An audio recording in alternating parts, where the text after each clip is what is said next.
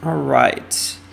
We're going to now do the 1450 through 1750 content review. Keep in mind that the DBQ question is going to be from 1200 to 1900, so it could fall under any of those time periods. We've already reviewed 1200 to 1450, and I will be doing another video on 1750 to 1900 very, very soon. And this information, yes, you're going to be given 5 documents, and you're going to get information from those documents to build your DBQ. And it's very, very important that you know how to write the DBQ, that you know what sourcing a document is, that you know what complexity is, that you know what context is, that you know how to write a thesis statement, that you know how to do all of that stuff. But it's also very important that you know the history as well, because some of those points in there is going to be based off of things that you know about that topic that they give you on the DBQ, things that you know outside of the document. So you have to be prepared.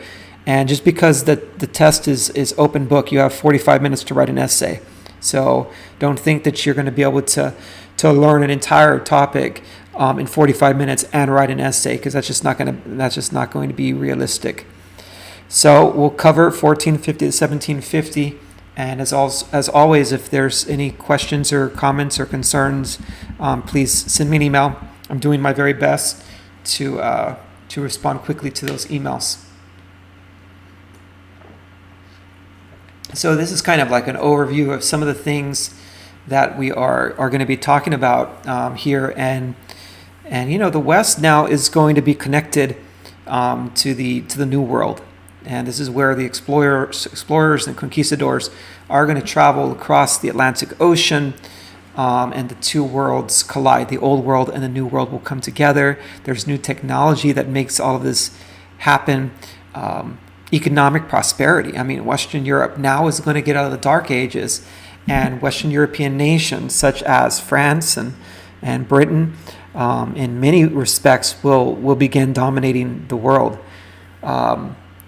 We're going to see now a lot of the trade is no longer just on land. It used to be Silk Road. That was a lot of trade, or through the Mediterranean Sea. Now we're seeing large ocean trade across the Indian Ocean and across the Atlantic Ocean specifically. European kingdoms emerged as they gain more and more power. We're going to see very strong kings in Spain and France, and Britain as well. And these countries are no longer in the Dark Ages. They've emerged as major superpowers in the world. The relative power of nomadic groups are going to decline. Before this, nomadic groups had a lot of power in the sense that they were very active on the Silk Road. They were major, very much involved in trade and things like that. We're going to see them kind of take a back seat here. Of course, the Mongols, their empire is now over. Major nomadic group, their empire is over. The Yuan dynasty is going to be down as well. Labor systems are transformed. One of the most important things, 1450 to 1750, is forced labor that we're going to see. So we'll talk about the Atlantic slave trade. We'll talk about the encomienda system. These are things that we've discussed. Of course, most of the stuff we talking about now is things that we've discussed. This is a review. But also we see gunpowder empires as well. Chapter 20 was the Ottomans, the Safavids, and the Mughals, and their use of gunpowder technology. All right, so once again, you have the Atlantic Ocean that's going to be a major factor here in this time period.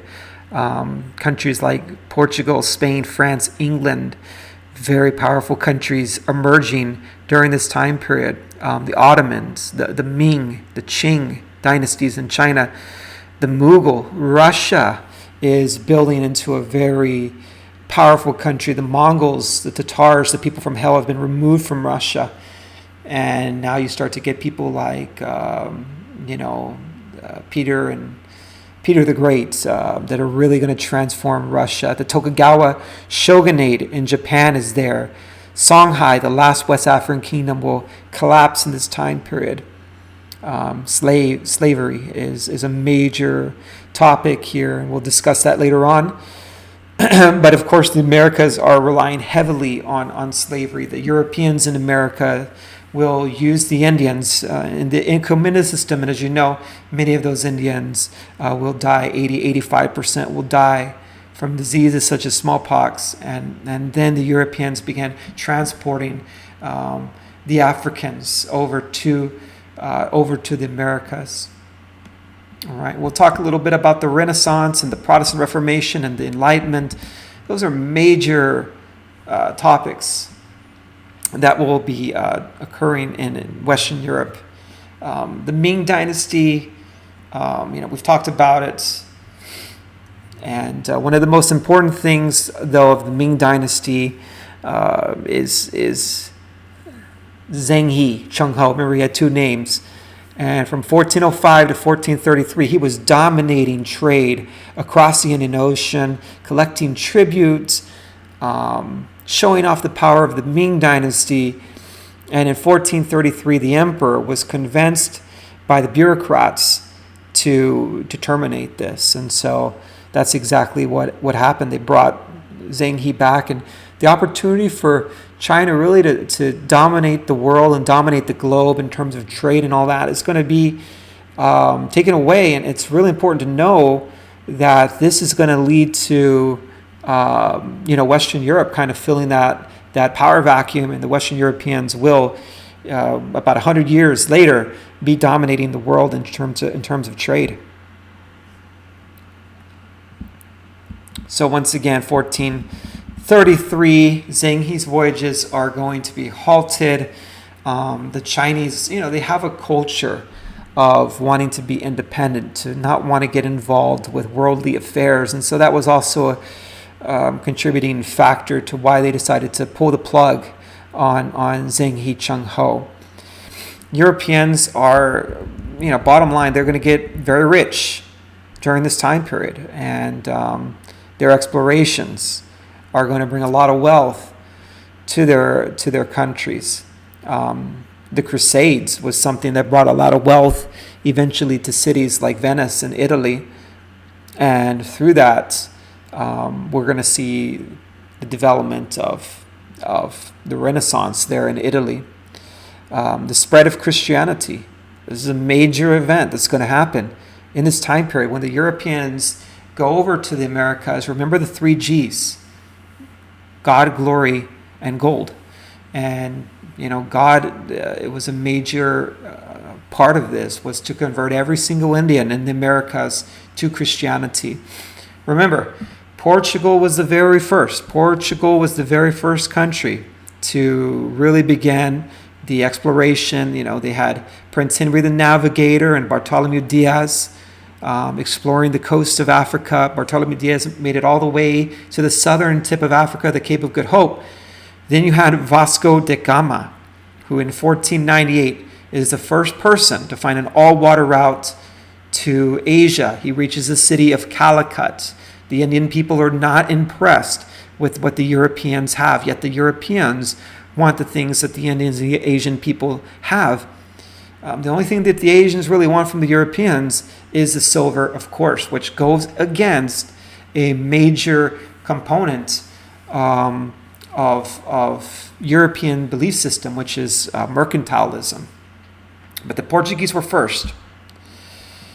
Then Spain would get involved. And, one thing the Pope did not want happening was Spain and Portugal going to war in the Americas over land. And so Pope decided to create the Treaty of Tordesillas, and that's going to split the lands between Spain and Portugal to make sure that they're not fighting each other for land and for territory.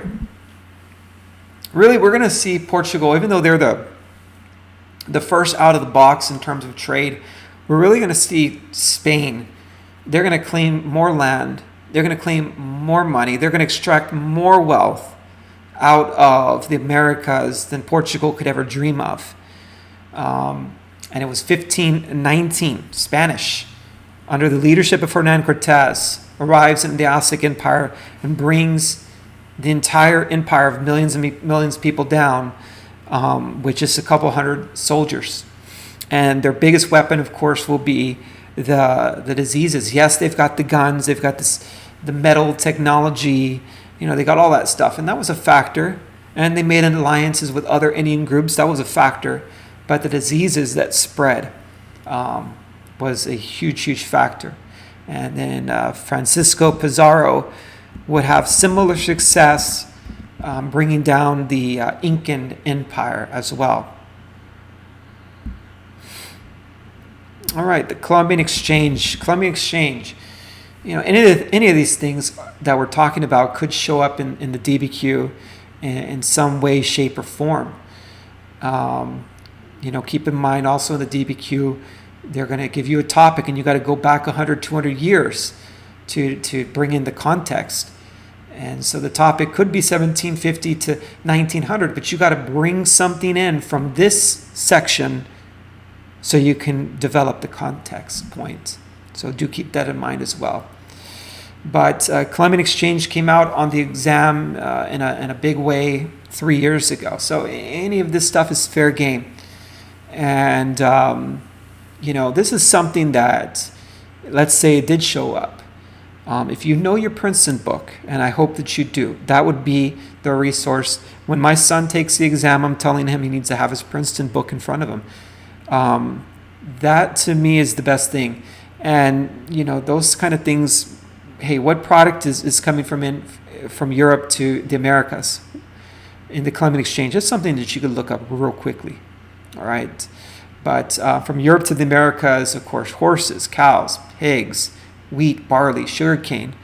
And the Americas to Europe, corn, potatoes, tomatoes are the most important ones. Of course, remember, disease will be the most devastating thing as the Indian population had no immunity to these diseases. About 80 to 85% will die as a result of these diseases that are being brought in. 1450 to 1750, these kings in Europe are amassing incredible wealth as they're colonizing the New World. And so they've got very centralized governments. They're taxing the people. They're building massive armies as well. All right, so be aware of those things that are going on, and they're sponsoring. They're backing a lot of these expeditions, which are bringing a lot of wealth. The Spanish galleons. Remember, we watched The History of Mankind, and we saw the galleons there. But the galleons are well armed, and they are going over to the Americas and bringing back with them a lot of gold and silver, particularly silver. Remember, silver turned out to be the major basis of wealth for the Spanish, and it was gold really that was the basis of wealth for the Brazilians, for the Portuguese in Brazil. Absolutism versus constitutionalism. This is, we talked about it. Remember the absolute monarchy versus limited monarchy. That's all this is. And you have Spain and France that are considered absolute monarchs. And in class I told you, do not forget France. France is the most accurate example, I would say, of absolute monarch, where the King Louis, he basically, he was a complete dictator. And on the flip side, you have countries like England. England is the one you need to remember with a limited monarchy. It could say constitutional monarchy. It's very similar because the Constitution is placing limits on the power of the king.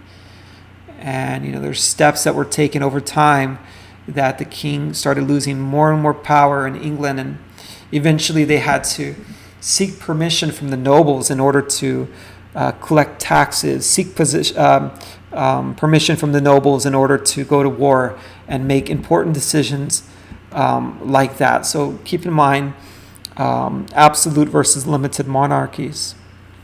Changes in social and gender structures. Remember, all this stuff we're talking about is 1450 to 1750. All right, 1450 to 1750. We see the development of trade. From 1250. From 1200 to 1450. Not a whole lot of trade occurring throughout Western Europe. Now we see the trade is booming.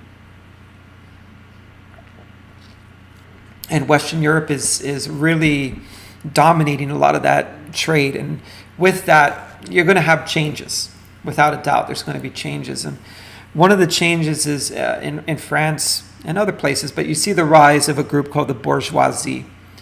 And these are going to be the guys that are majorly involved in the French Revolution. They're part of the Third Estate, but they're business people. They're dealing with trade, and they're amassing a pretty good amount of wealth as well, the bourgeoisie. All right. Another thing we start seeing in 1450 to 1750 is the growth in the gap between the rich and the poor. This is a theme that is played out throughout history. But we see in this time period the rich get richer and the poor get poorer. And in terms of marriages, we see, arranged marriage was common. It was basically everywhere in the world. But now, 1450 to 1750, we see some places in Europe where men and women are actually choosing who they want to get married to. Still, arranged marriages were going on in other parts of the world. Today, there's still arranged marriages as well. All right. Keep in mind that the English had less interest in converting natives to Christianity, and really, it's the Spanish and the Portuguese that really had that vision of converting everybody to Catholicism. All right. We talked about viceroys. Viceroys, there are two of them in the New World, in the Spanish Empire in the New World, and they are direct representatives of the king. They can make decisions over legislative, judicial decisions, military decisions, and over time we started to see that hierarchy being built. We talked about this many times: the Peninsulares, Creoles, Mestizos, Mulattoes, Indians, and Africans. And so you have that system put in place. Then you have the encomienda system, where Europeans show up and they're being granted 5 Indians, 10 Indians, and you've got to teach the Indians Spanish, convert them to Catholicism, but you can work them as well on your land, on your property. So that's the encomienda system. Of course, the encomienda system became less and less valuable as more and more Indians started to pass on, and that's when Europeans would seek the Atlantic slave trade. That's how that went. You got to definitely know that kind of chain of events. All right. Not too worried about this. Gunpowder empires. We talked about the Ottomans, the Safavids, and the Mughals. I didn't really mention at the time, but the Ming and the Qing also considered gunpowder, and also the Russian Empire. They all have gun technology that they're using, land armies with guns. All of these countries that we see here at the top, focusing on the Muslim empires, 1450 to 1750. You have the Ottoman, Safavid, Mughal. Remember, the Ottoman are Sunni, the Safavid are Shia. They don't like each other. At the Battle of Chaldiran, the Ottomans are going to win over the Sunni enemies. The Mughal, 1450 to 1750. Remember, the Mughals unique in the sense that it's an Islamic country in India, and so the majority of the people there are, of course, going to be, Hindu. So it's a very interesting situation nonetheless. Some characteristics of some of these Muslim empires, these gunpowder empires: inadequate transportation and communication systems. These countries, they are gaining land, gaining territory, and the Industrial Revolution had not hit yet. Industrial Revolution wasn't really till 1780. So as these countries got larger and larger, think about the Ottoman Empire, how large that country became. It was very difficult for them to develop the infrastructure needed to maintain the country. And eventually, yes, it would become the sick man of Europe. The Ottomans, also very interesting situation with the Janissaries. Hopefully you remember the Janissaries. And they would cause a lot of problems for the Sultan. But the Janissaries were taken as adolescents from the Balkans. They were Christian boys, and they would be converted to Islam. And they became very important in the military. And they're the ones that are controlling the gunpowder technology and also trying to block reforms in the Ottoman Empire. And then we see the rise of European rivals, without a doubt. All right. That competition being created there. Ming and the Qing dynasties. So the Ming is the dynasty that replaced the Yuan dynasty. And remember, the Ming dynasty is the dynasty that was actually created by a peasant family, and they're going to try to make China look like China again. They push the Yuan out, they push the Mongols out, and they bring back the civil service exam. But these are the guys that don't really trust the bureaucrats as much, and they put some restrictions on them. But these are some of the reasons why the Ming dynasty is going to collapse: climate change, nomadic invasions, piracy. But I think the two most important is we're going to now see the decline of the Silk Road. This land trade, I'm not saying it's not around anymore, but it's like, the small business and the big business, the Walmart now is the Indian Ocean trade. And what did the Ming do? They decided to basically remove themselves from the Indian Ocean trade network. The Ming is really going to be trading in Southeast Asia only. And so the opportunity to amass a lot of wealth from the Indian Ocean trade, they kind of took that away from themselves. The Silk Road at this point is becoming less important, and that's going to translate to less money for the Ming dynasty. Inept rulers. We see this throughout history of almost every country. But do not forget the Chinese dynastic cycle. In the beginning, great emperors, they're building infrastructure. Over time, emperors not so great, and problems occur. And this Chinese dynastic cycle happens over and over and over again. The Ming dynasty is overthrown in 1644 by the Manchus.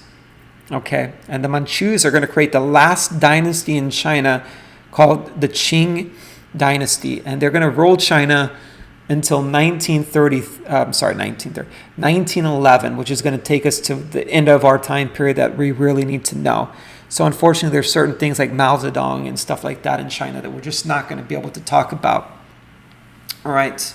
One thing that you need to know about the Manchu is that they are not Chinese people. They are nomadic, and they're taking control of China. But we'll talk about the Qing dynasty later on in the next content review.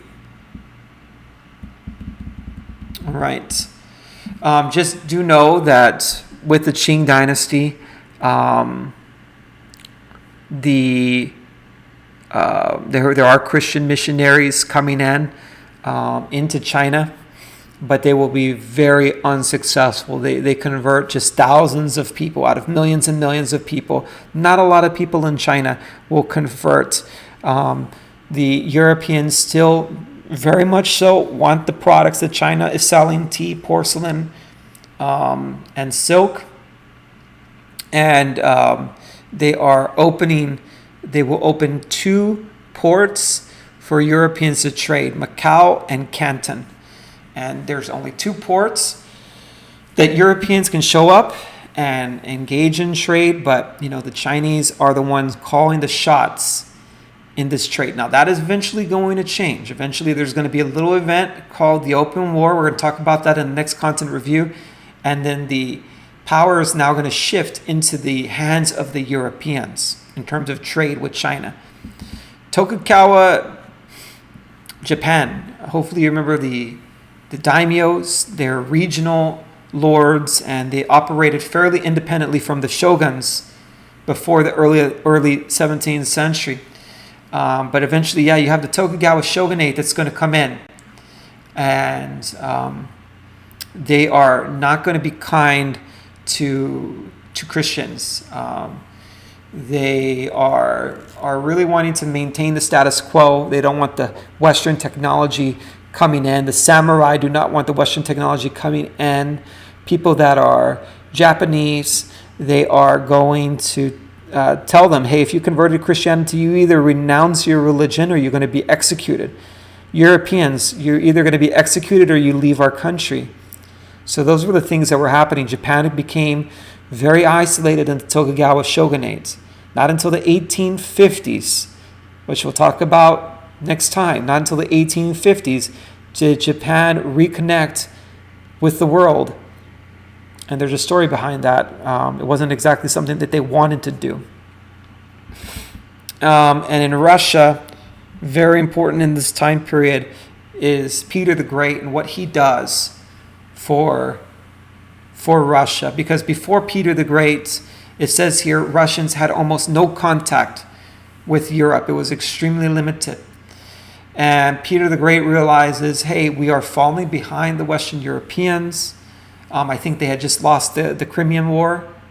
And they said, hey, we really needed to make some changes. And we really need to start to Westernize, build that infrastructure, modernize our country. So Peter the Great, he is going to start imitating Western Europe. He creates an army similar to the Western European armies. He's going to have better pay, even uniforms, the type of training, all that stuff he's going to do, building an infrastructure that Western Europe already has. You've got to have the roads. You got to have the communication technology in order to make all this happen. Peter the Great recognized that and started to do that. The bureaucracy is going to change. He creates a merit system called a table of ranks. So it's really not about your last name or who you know or what you know. It's about what kind of job are you doing, and are you doing a good job? Yes, you get promoted. If you're doing a bad job, you're not going to get promoted. And then to kind of prove to Western Europe that he's serious about having a relationship with them, he moves the capital from Moscow to St. Petersburg, as he says that it has created a window on the West. It's closer to Western Europe. So that's a signal that, hey, we want to be closer to you. African kingdoms. The Songhai will be the last West African kingdom.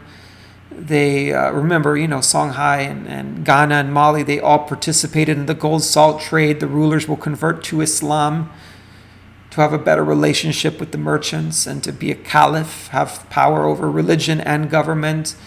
But Songhai would fall in this time period, early in this time period actually, because they're going to be invaded by an army, I believe from Morocco, from northern Africa.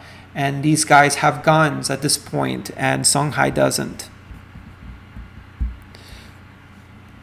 All right, another thing we see is the destruction of most of Swahili city-states. Remember, Swahili city-states would be the city-states in East Africa. And, back in the 1200s, 1300s, these were some of the richest cities in the world. And now by the 16th century, 1500s, these cities start to have a lot of problems, a lot of complications. And today, the East African region is one of the poorest in the world, unfortunately. A major topic is a slave trade. And we had an entire chapter over this. We're not going to go over everything. Keep in mind, read the Princeton book. Read the Princeton book. It is really, really important that you read the Princeton book to really get all this information as well as possible. But, so I'm not going to go over every detail here, but the slave trade is there. And, the Africans are being sent across to the Middle Passage and sent to the Americas to work mainly in the plantations. Most slaves sent to the Americas are going to be male, while many of the slaves sent to the Middle East and India will be female. So we talked about that. And those female slaves would be sent to be wives and concubines and to be workers in the households of rich families all across the Middle East and India.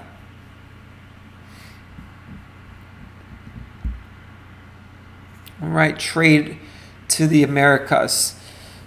The major reason that slave labor was practical in the Americas was that so many of the Indians in the Americas would probably would have done the work had died. And so the Indians dying out once again got to have the slave labor in order to fill the need on the plantations. We've talked about mercantilism, and the British believed in this, the Dutch believed in this, the French believed in this, the Spanish believed in this, and to hold on to as much gold and silver as possible, to collect raw materials from the colonies, to manufacture those materials into finished products and to resell them or to sell them to their colonies. The African slave trade, the first leg was from Europe. Europe carried things that the Africans wanted. In particular, guns. The leaders in Africa saw the guns as an opportunity to amass more power for their country, for their people, for themselves. So in exchange for the guns, they gave the Europeans slaves. And then the Middle Passage, carrying the African slaves to the New World, slaves had an average of 4 square meters. 4 square feet of space on these ships. Talked about all this. Okay, the Mita system and then the Incomenda system, know the difference. Mita system was in Peru, where every adult male had to spend 1/7 of their time working for the government. And the Incomenda system we've already discussed. All right, that was in the Spanish colonies. All right.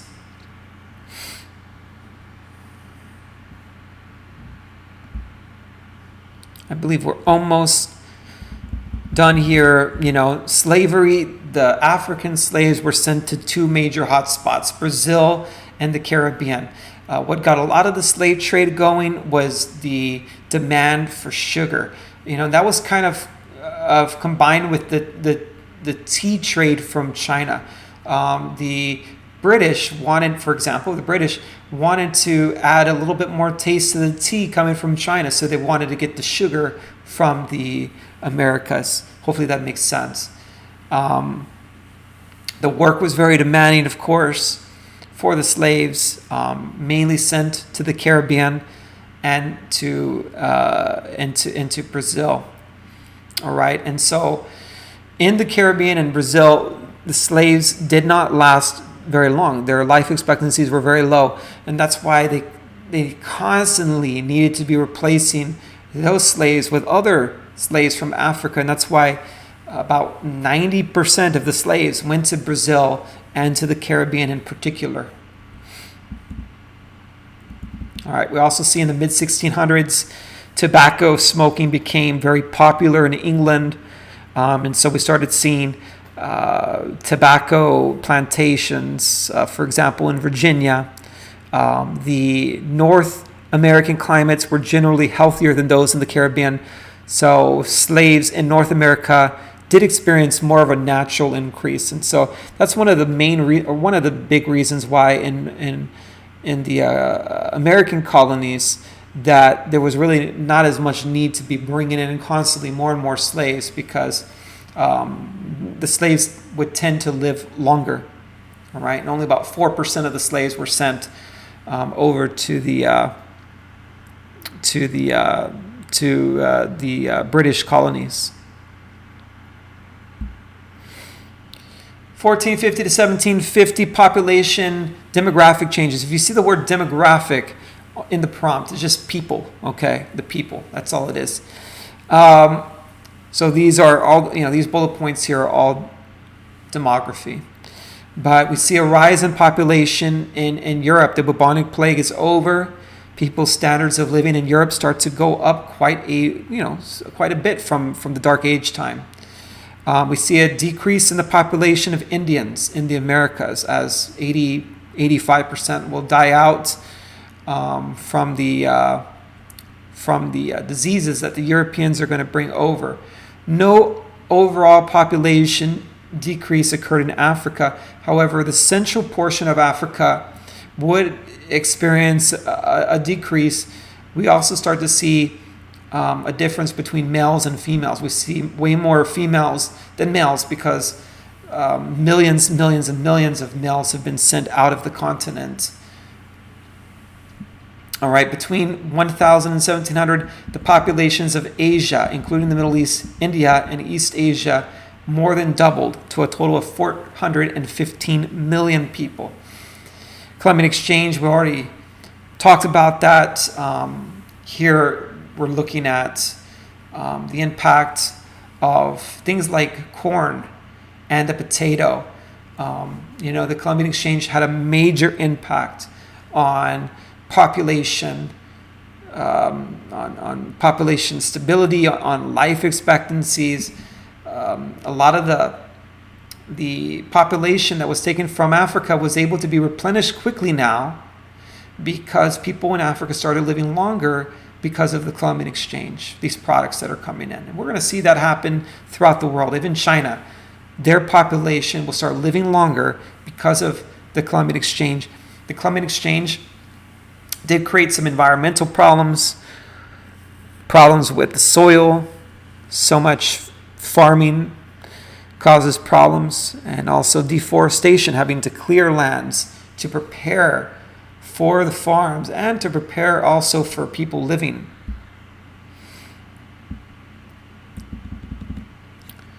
Trade stimulated by the Crusades made the Italian city-states very wealthy, and those wealthy individuals started using some of their wealth to fund people like Da Vinci, Michelangelo, and the artists of the Renaissance. And so the Renaissance, the rebirth of Western Europe, they're out of the Dark Ages now. And, we're seeing people not care as much about what happens to them when they die. They're caring about more experiences that are happening to them in their everyday life. What's happening right in front of me? And that's, also part of what humanism is. Very important vocabulary word there, humanism. And the focus on the individual, on what you accomplish as a human being, what you are capable as a human being. It's not just God, God, God, God, religion, religion, religion, religion. It's also us as people, and celebrating our uniqueness and our talents. Of course, the Renaissance would spread from Italy, and it will move up to the north, where you have people like William Shakespeare. But I'm not going to tell you my Shakespeare story right now. Everybody remembers, I'm sure.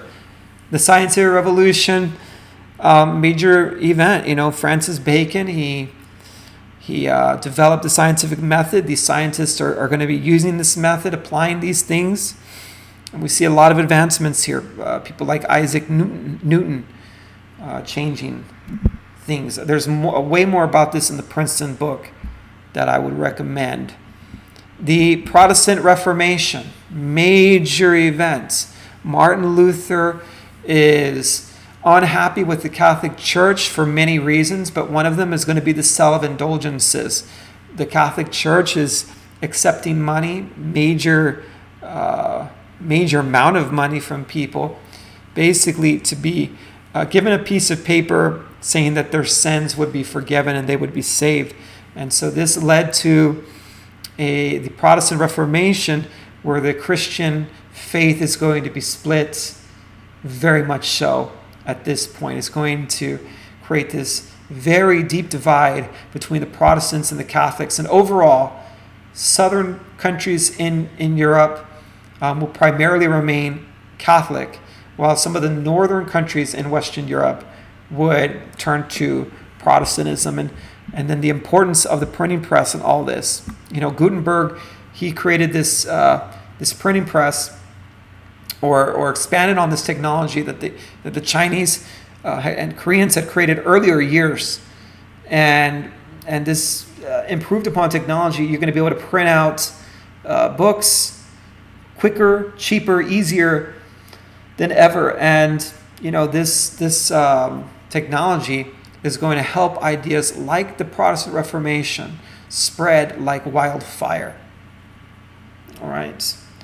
And then the Enlightenment, major time period, or major events in the 17th century, where you have people like John Locke and Montesquieu and Rousseau and Adam Smith and all that stuff. And, they believe God is important, but, you got to be able to think. You got to be able to use your brain. You got to have reason in the things that you are doing. All right. I would highly also recommend that you look more into the Enlightenment, Renaissance, Scientific Revolution in the Princeton book as well. If you have any questions, of course, always do ask me. Neo-Confucianism, developed in the Song Dynasty, would continue in the Ming and Qing Dynasty. And also in the Ming and Qing Dynasty, civil service exams are going to be maintained. Remember, in the Yuan Dynasty, civil service exams would be canceled. The Islamic countries are trying to really build very beautiful capital cities, very beautiful buildings. Soleimani, that magnificent, built a beautiful mosque in Constantinople, in Istanbul. The Taj Mahal was built by Shah Jahan to honor his favorite wife, and that was part of the Mughal Empire. All right, and that takes us to the end, guys. It is, once again, I really appreciate everything that you guys are doing. It takes a lot of personal responsibility on your end to do this. I wish I could be there with you guys. But even though we are online distance learning, I am working really, really hard to prepare the very best lessons for you guys. And I know that you guys are also working very, very hard on your end to prepare yourself for the AP test May 21st. So we'll continue. We got about 3 weeks or so until the exam. Will continue doing what we need to do to prepare for the exam. And once again, as always, guys, if there's questions or concerns, the best way to get a hold of me is via email. I hope this helped a lot, and we will talk to you soon.